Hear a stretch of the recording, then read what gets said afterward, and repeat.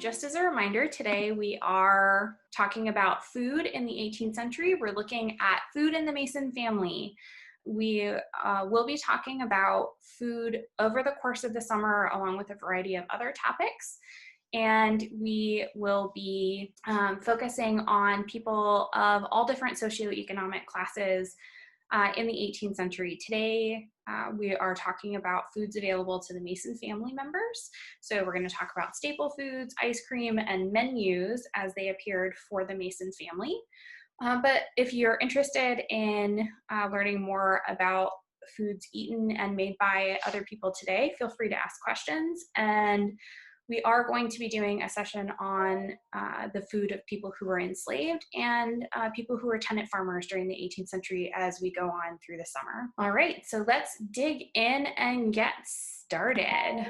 The first section that we're going to be doing today is looking at staple foods. I hope everybody had a chance to get some staple foods set up for themselves. I've got a bunch here. Mom, why don't you go ahead and pick one out and pour some in one of the bowls for me.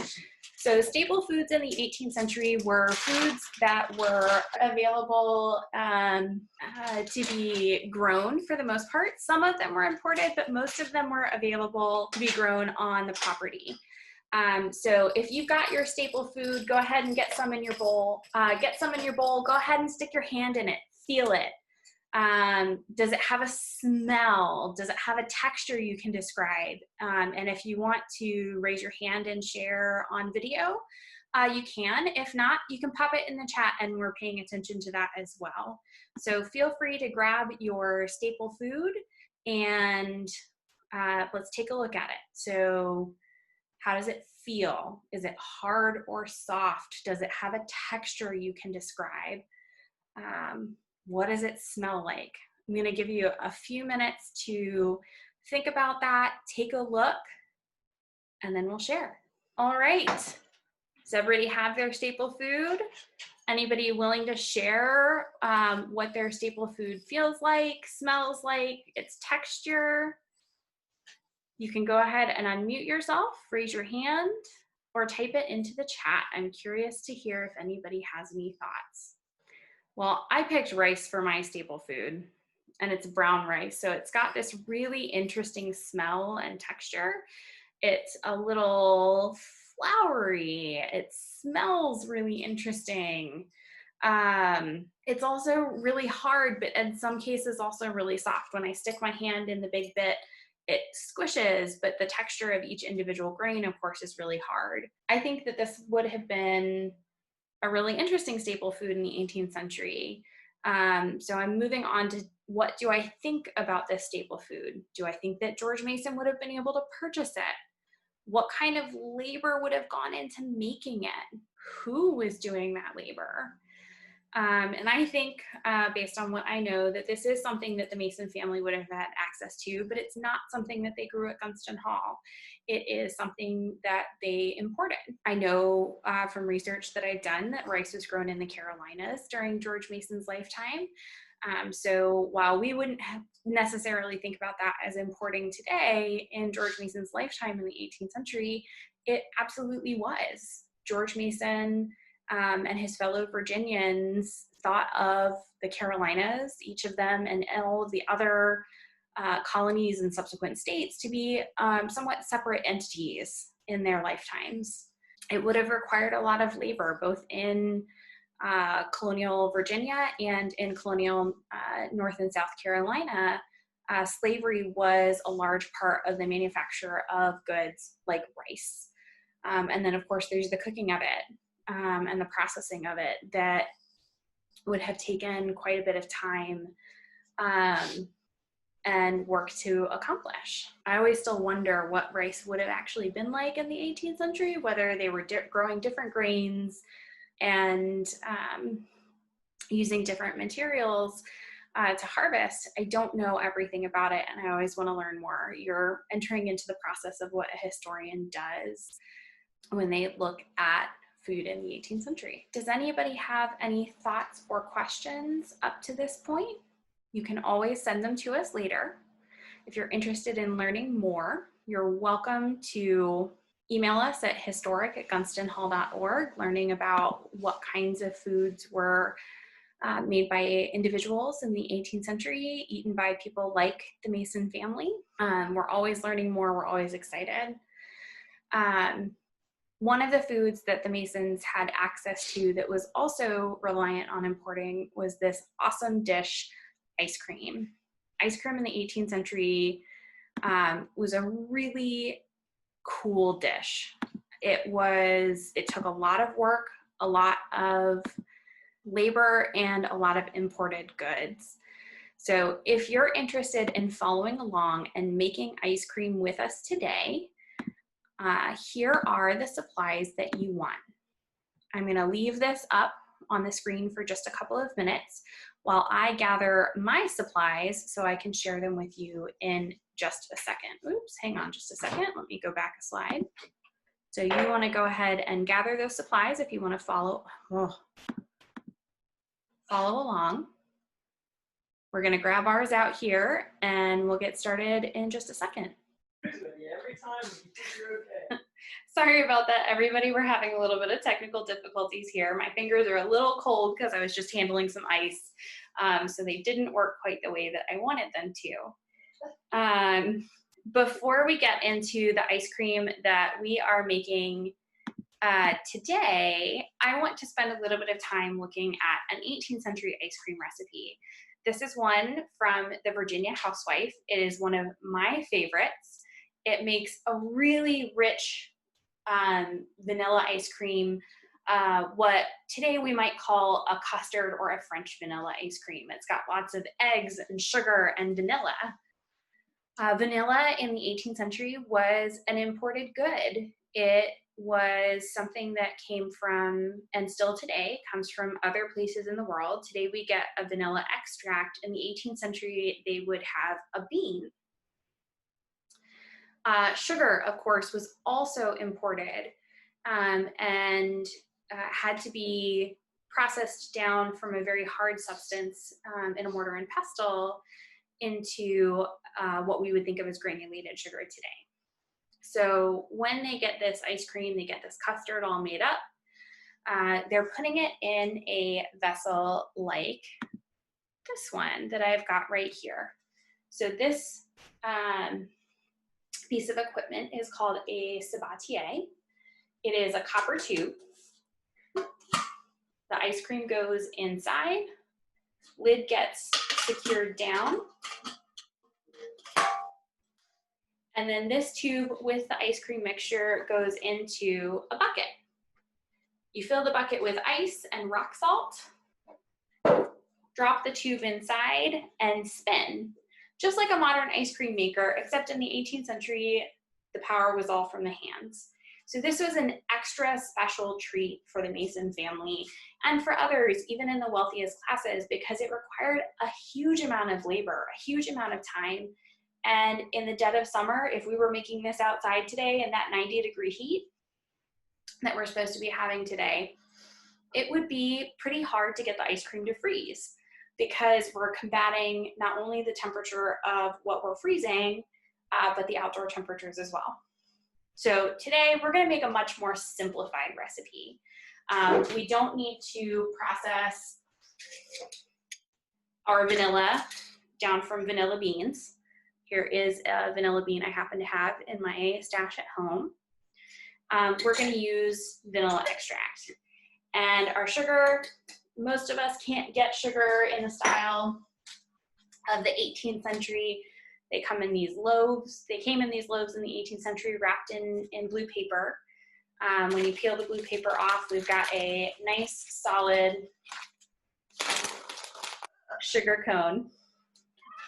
Mom's making noises because I'm spilling sugar. Today we often get it in this granulated texture. So today we're going to make our ice cream. Many of you might call summer camp style. It's something that you can do right now at home. All right, so I need my assistant. Mom said she would come help me today. She didn't realize she was going to get history and ice cream together. All right, so we pre-measured everything out so that all we have to do today is drop it in our bowls. You saw two methods in the instructions that I put out on our website. One of them in the Ziploc bags. If you're doing this in the Ziploc bags, you can go ahead and pop your sugar, your cream, and your vanilla and your milk into, into your quart-size Ziploc bag. You might want to tape it shut to keep your salty ice from getting inside the smaller bag. If you're using that method. If you use method number 2, which is the double bowl, which is what we're going to do today, you're going to put a big bowl and a little bowl together and put the ice in the big bowl and your ice cream mixture in the little bowl. So Mom, if you want to go ahead and put the sugar, the cream, and the milk into the little bowl. Like I said, we pre-measured. If you don't have cream at home, that's okay. You can totally use milk.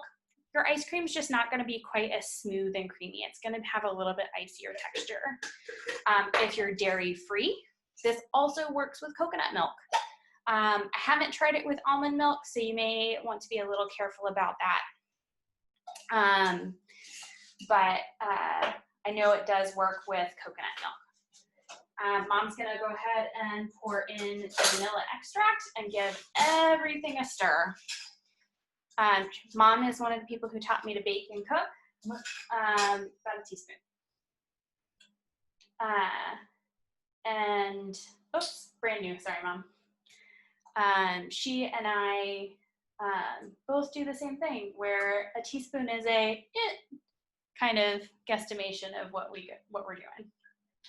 She's got a calibrated eyeball, is what she tells me. So we're gonna mix that up. Vanilla. Oh yeah, you like vanilla too, that's true. Okay, so we're gonna get that stirred up. Doesn't need to be perfectly dissolved, but we do want it to be pretty much dissolved. Oh, I can already smell it. Smell the vanilla. It's gonna be great. So while Mom's doing the stirring, I'm gonna add a little bit of ice. So I've got 3 cups of ice here. I'm gonna add a little bit of ice to the bottom of our big bowl. I'm creating a layer of ice underneath the little bowl.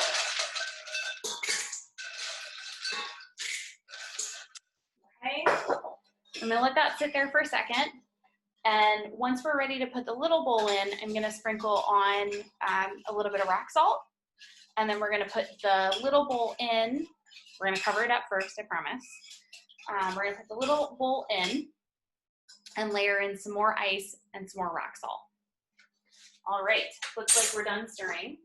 So we're jury rigging a style of freezing equipment that we know was available in the 18th century. There's a wonderful description of these double layered bowls in a cookbook called The Art of Cookery Made Plain and Easy. In the 18th century, these bowls were pewter. They were, had a customized lid. Today, we're jury rigging that with saran wrap and a big rubber band. If you don't have a rubber band at home, you could use string. So we are making that bowl. We're creating this really cold environment using the saran wrap to keep the cool in. Perfect, excellent work, Mom. We're gonna put a little bit of salt on top of our ice. All right, go ahead and put the bowl in. All right, and then we're gonna layer, we're gonna layer more ice in. We'll move it in a second to where you guys can see it. This side down just a little bit. All right, so Mom's layering the ice in around the bowl right now. I also think we're gonna pop a towel on top to help keep some of the cold in as well. So once we get all that ice layered in, it stuck to the bowl. Hang on, we're gonna get some more ice out of the freezer. All right, so I've got lots of ice here. We'll layer that around. I didn't think in advance that our glass bowl would have issues with the freezing sticking. She is going to have really cold hands, Claire. I'm so goofy. All right, I'm gonna put a little bit more salt in. All right. want to get the ice in the bigger bowl above the level of the ice cream in the little bowl. This is something that I've learned making ice cream in our sabatier.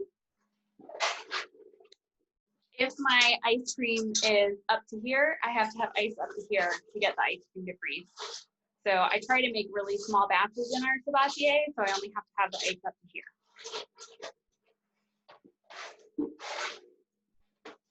Where'd that one go? I don't see it. Okay.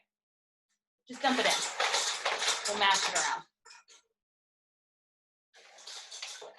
So if you're doing this at home with the bag method, you've got your big little bag sealed up, you shove all of your ice in your big bag, put in your rock salt at the same time. If you're using the bag method, you want to use about half a cup of salt.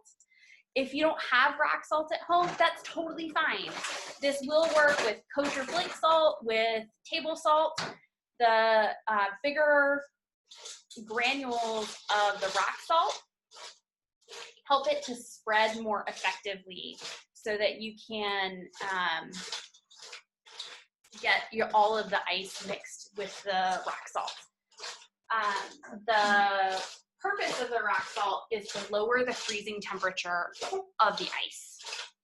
That helps keep the ice colder than it is when it's actually frozen and helps to disperse that cold throughout the rest of the bowl so that it freezes the ice cream within the smaller bowl.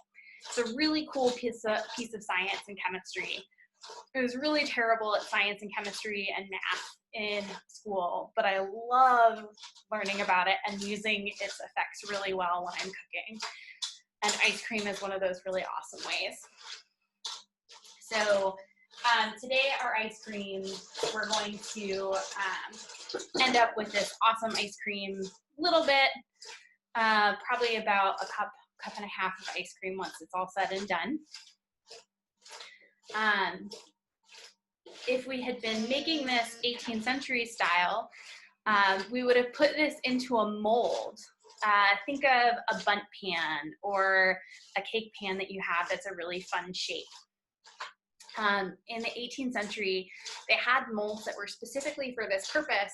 You would pour the ice cream, semi-frozen ice cream inside, and then stick it back in a big bowl like this one that we're using today, and freeze it into the shape that they were going to serve it onto the table. And then it was often sliced and served in slices. Not how we think of serving ice cream today. Is anybody else giving this a try right now, or is everybody just watching along? Oh, I see yours back there. Oh, it looks great, Harriet and Clara. I'm excited. I can't wait to hear how it comes out.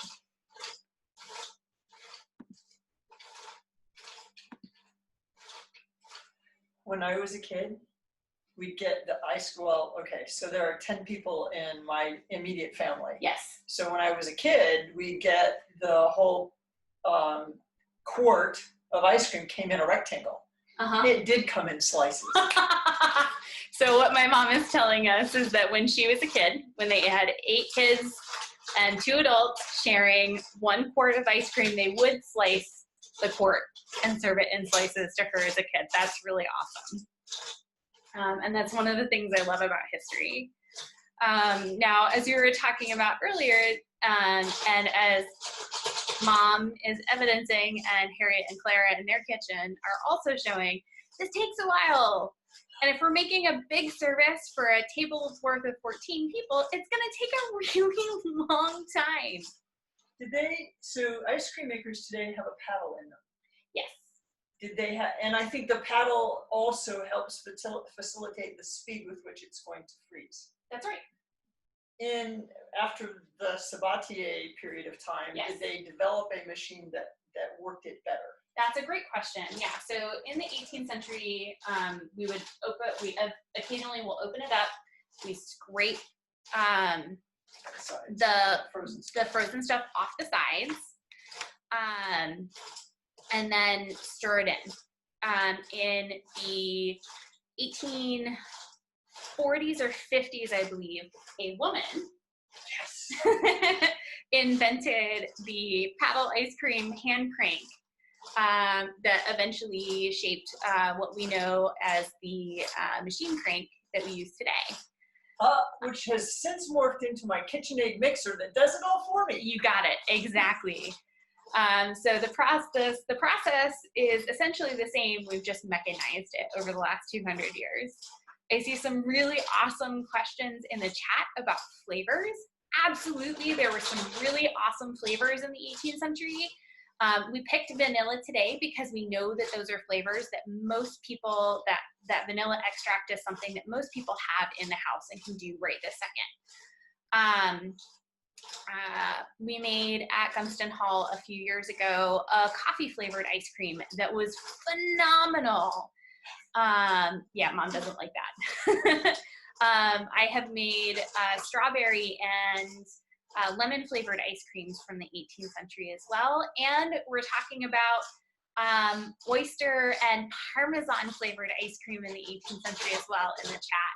I haven't made either of those flavors yet. I probably won't ever make the oyster flavored one, but I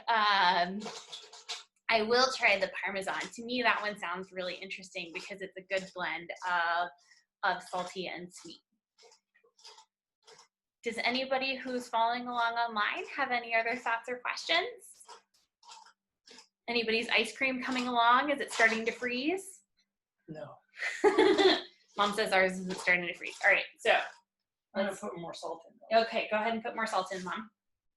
And then let's put the towel over it and let it sit for a minute. So ice cream is a patient activity in the 18th century.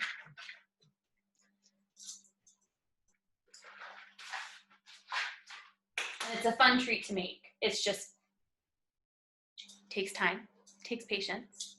It's a good way to keep the kids entertained during a picnic. Oh, it is a good way to keep kids entertained during a picnic or other event. I know we've got some people online who've made ice cream with us at Gunston Hall in the past, and it takes a while. It's a good occupation. I know there's somebody on here who likes spinning the ice cream.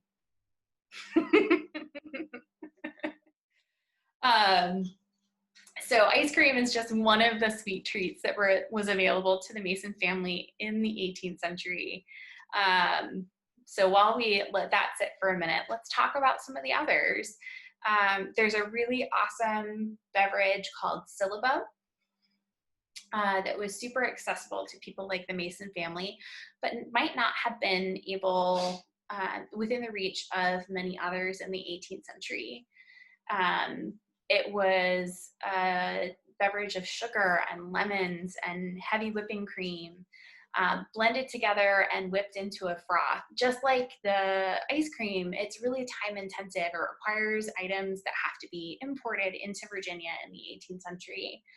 But that's not to say that there weren't treats for other people as well. One of my favorite treats in the summer is a beverage called shrub. Has anybody ever heard of shrub before? If you have, if you've made shrub, if you've tried it, if you've liked it, toss your favorite shrub flavor into the chat and we'll shout them out in a second. But shrub is, the name shrub is a particularly American name. In other places and in 18th century cookbooks, you'll see it called drinking vinegar. I think we might make this a little bit later this summer when we're talking about people who were tenant farmers in the 18th century. It is a flavored vinegar seasoned with sugar and then mixed with water. Today, when I'm making this in my own kitchen, I will often put sparkling water into my shrub syrup to give it a little bit of fun zing, even more than it already has with the vinegar. But I've made shrub in flavors like blueberry and tarragon and peach and mango. In the 18th century, the most common drinking vinegar flavor is raspberry.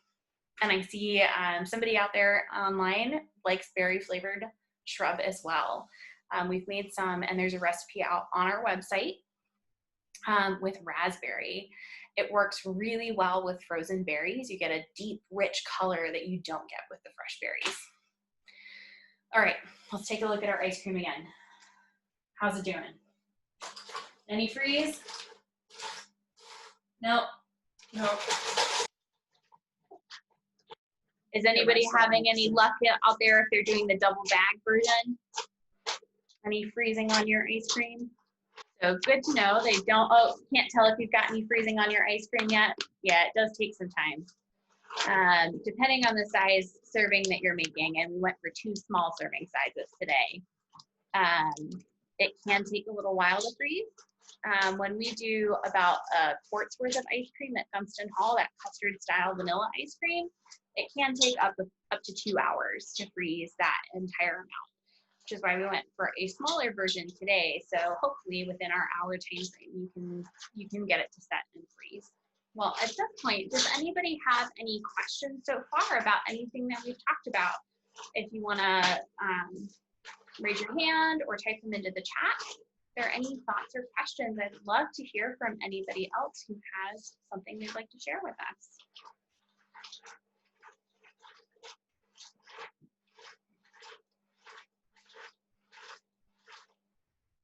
While Mom gets freezing hands working on her ice cream.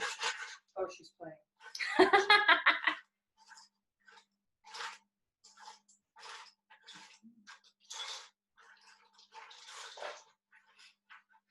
That works.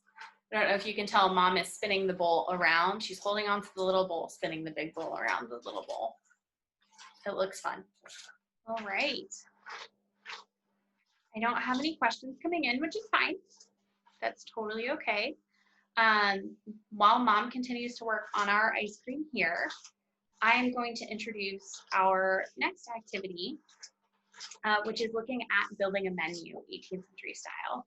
So if you got a chance to download the menu online and print it out, you can do this right now at home.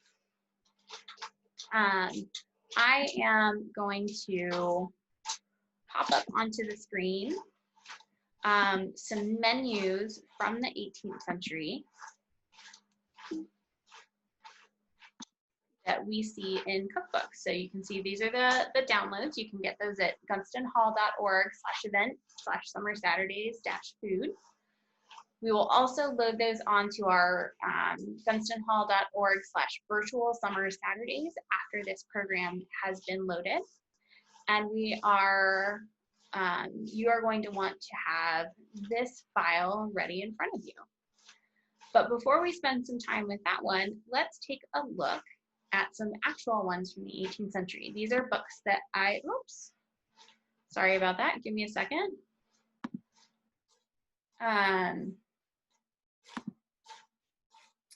There are bills of fares or menus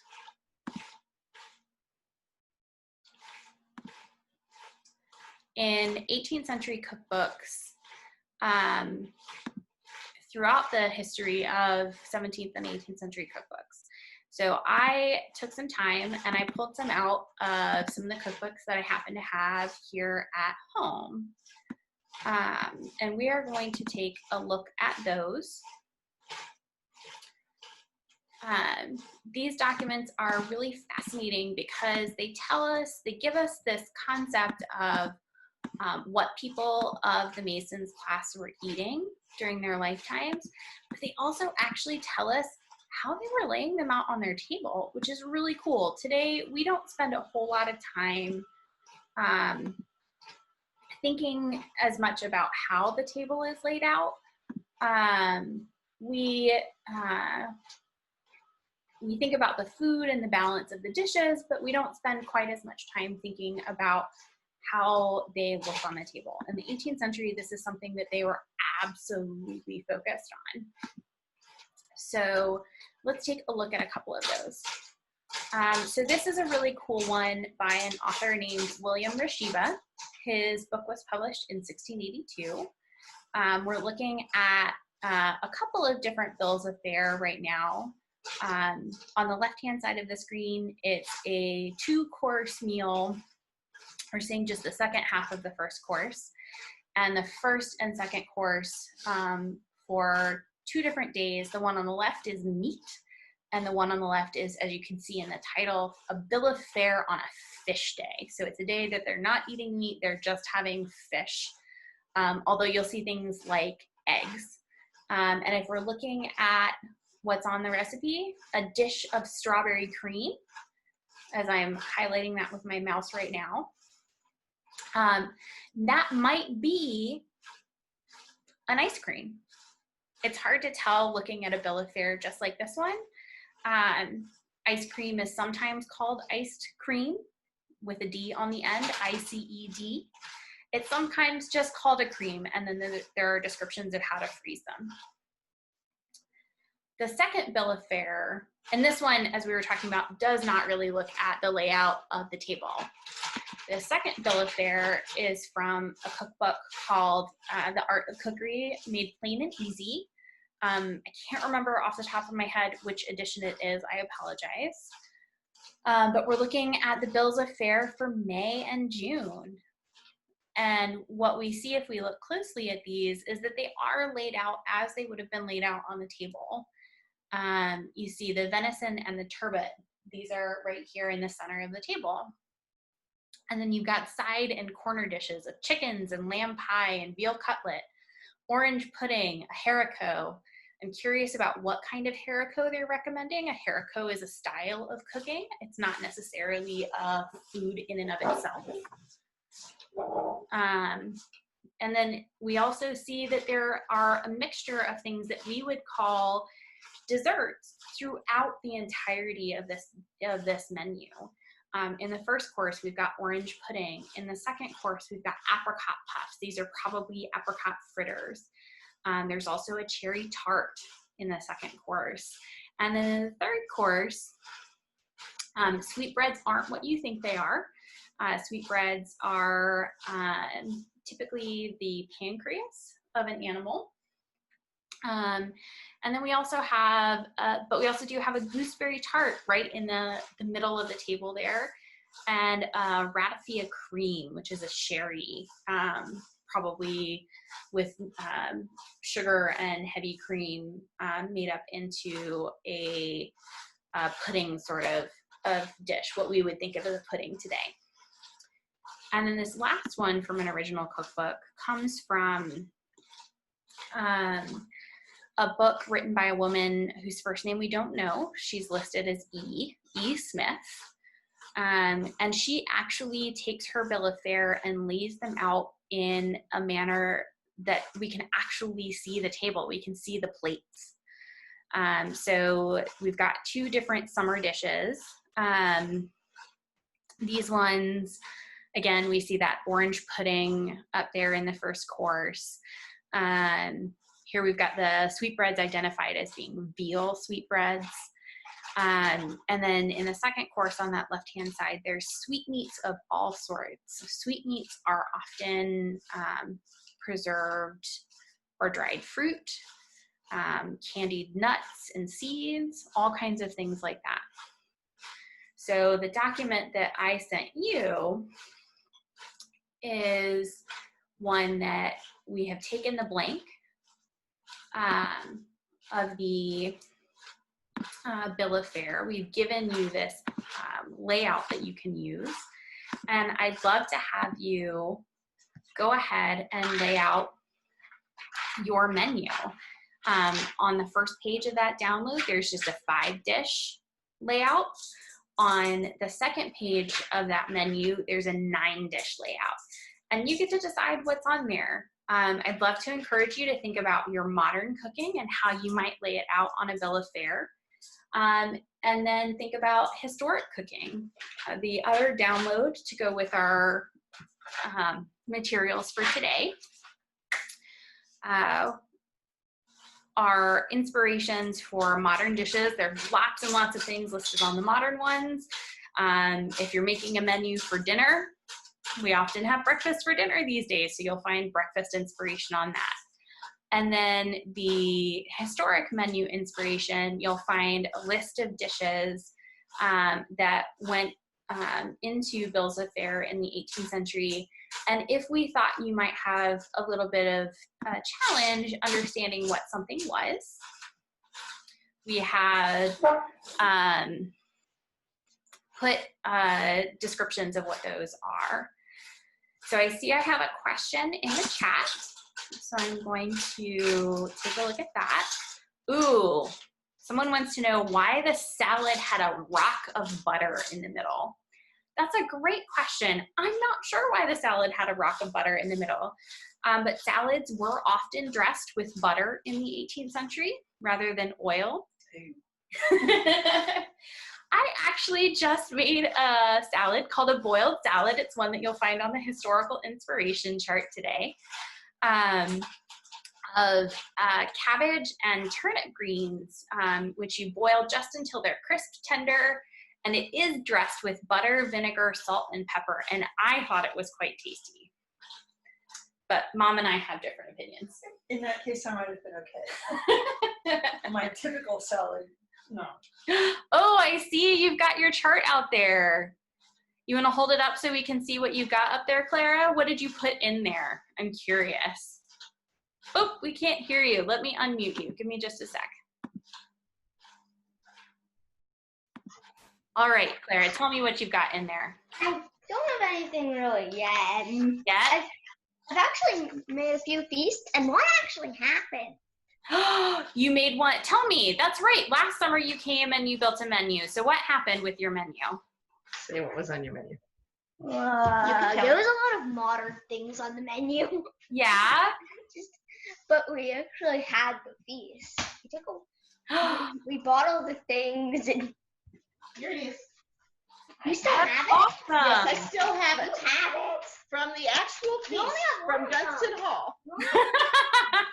So we have a feast. So Until Lacey, Oh yeah, we that's had both of them. salmon, jam sandwich, mashed potatoes, No. rice, ice cream, marshmallow, cupcake, fruit platter, Cheetos, and that was the first course. that sounds awesome. And then it goes on, but I don't know. Did you lay it out? Pasta, Did you lay it out on the table? Parmesan, pasta and Parmesan. ice cream appeared in both courses because this menu was made by someone who wanted it. Also, Joanna was perfectly happy with this. I'm curious, when you served your dishes, Whipped cream, pim. did you lay your dishes out on the table 18th century style, just like they were in your menu? Yes, I tried to. They didn't stay inside that position. That's okay. That's totally fine. In the 18th century, at a table like the Masons, they also shared their table a little bit differently. So rather than us passing the plate to somebody, so say, Clara, you want the mashed potatoes, and I pass them across the table to you, in the 18th century, it was my job sitting next to the mashed potatoes to serve you the mashed potatoes. So you would pass me your plate, and I would serve the mashed potatoes and pass your plate back to you. So they did things a little bit differently, but that wasn't necessarily true for everybody in the 18th century. Some people only had one or two dishes on the table, so it didn't really matter who was doing the serving. Their understanding of how it worked was a little bit different. All right, so you're gonna make a menu, Clara? Thank you. You gonna make a menu again today? I might. All right, you're I on. could make a total ice cream menu. All right. My sister bought a lot of ice cream. Ice for all the different flavors and all the different toppings. Mm-hmm. That sounds good to me. It sounds good to Mom too. My sister bought a little while ago. Let Lacey do her lesson. Bought a bunch. So. Well, thanks for your input, Clara. So if anybody else has an interest in getting their menu on, you've got that menu at home. You can download that from our website. You can download the inspiration of both modern and historic. There are also tons and tons of 18th century cookbooks out there that will let you explore, take a look around, and uncover what awesome things there are to be putting in 18th century menus. It's one of my favorite things to do as a historian is to look about and learn about food. And glean who was eating what based on the cookbooks that we have. We can see the influences of Western Europeans in dishes like ice cream. We can see the influences of people who are coming from Africa in the dishes that they were sharing in the cooking realm in the 18th century. We can see the influences of Native Americans, and exploring those cookbooks and those recipes gives us a better understanding of what was available and who was eating it. And it's really, really exciting to me. So I'm checking back in with Mom and seeing how our ice cream is doing. It may have failed. This may not have been a great experiment today. But I bet you if you're doing the bag style, it will come out fairly soon. How's it looking, Mom? Any freezing? It's starting to get a little edge around the top. Yep, so we're freezing just a little bit around the edge, and that's pretty typical. We probably should have gotten our bowl cold first. Well, but my hands really would have been cold. Yeah, if we'd frozen our bowl, stuck it in the freezer, or stuck it in our bowl of ice a little bit earlier, it might have frozen a little bit better. But you live and learn, and you have this experience, and every time it's a little bit different. I have one point on cookbooks. Yes, and things that you find in various times and ages.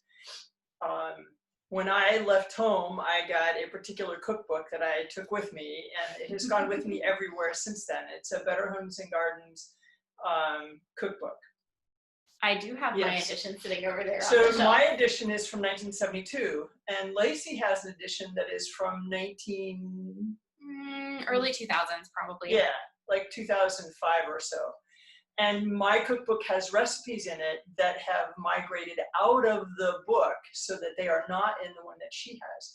So even over a short period of time of about 20 or 30 years, there is a variance in the kinds of things that we as a society are continuing to use or do.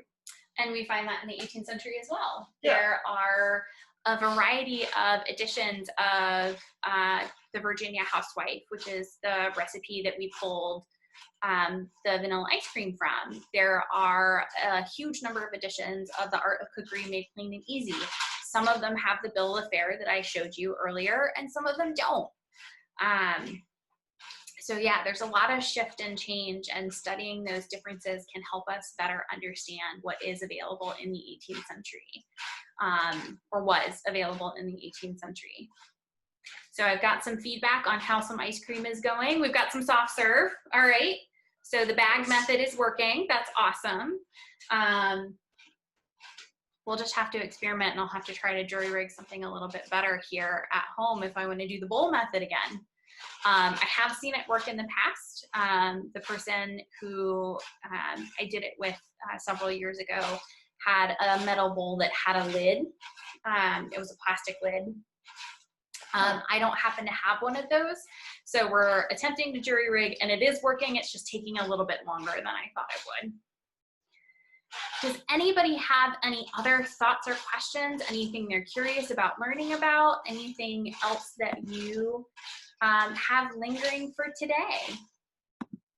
When should we take it out? When is your ice cream ready? That's up to you. If you like it soft serve style, when I was in Girl Scouts, I was never patient enough to get it to be really hard. So I almost always had soft serve when I did camp style ice cream, like what you're doing with the double bags. So it depends on your level of patience and how you like your ice cream. Mine might migrate to the double bag methodology. Yeah, because I'm certain my patience won't last that long. I understand that. Ooh. We've got some nice looking ice cream. I love that tape on there too. All right. So as we're wrapping up today, I want to thank everybody for participating with us. Just as a reminder, this will go live on our website at some point in the future, probably within about a week or so. We will make sure that all of the instructions and the supplies lists are on the website still as well. And if you have any questions, you can always email us at historic@dunstonhall.org. The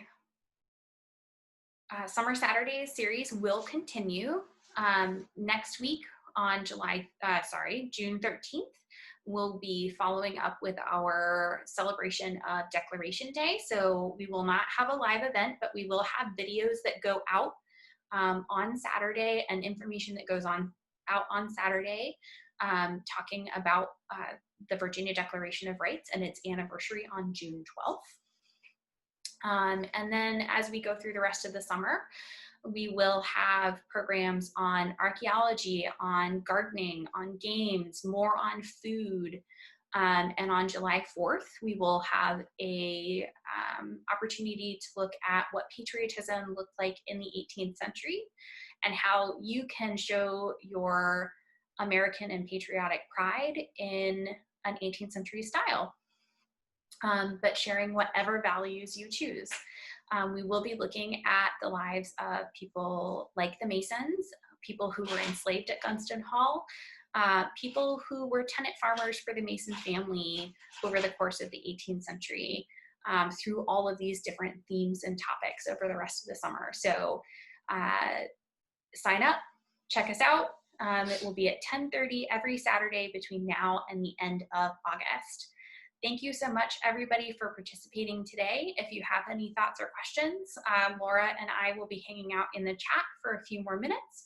So feel free to drop those in there or shoot us an email at historic@gunstonhall.org. Thank you so much, everybody, for participating today.